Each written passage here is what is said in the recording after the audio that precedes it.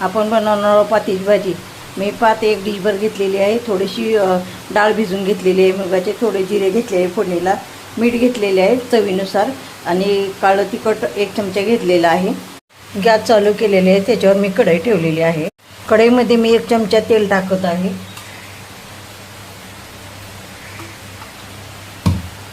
मी फोडणीला जिरे घालत आहे। चिरलेली पात टाकत आहे।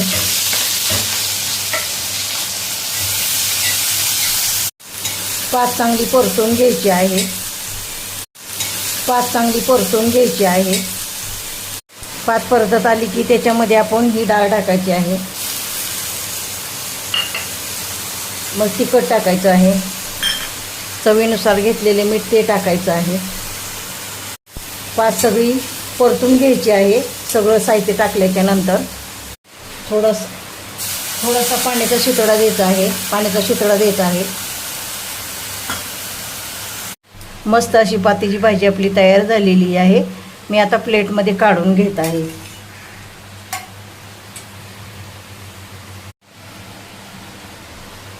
पातीची भाजी कशी झाली ते मला कमेंट बॉक्समध्ये सांगा। लाईक करा, शेअर करा, सबस्क्राईब करा। धन्यवाद।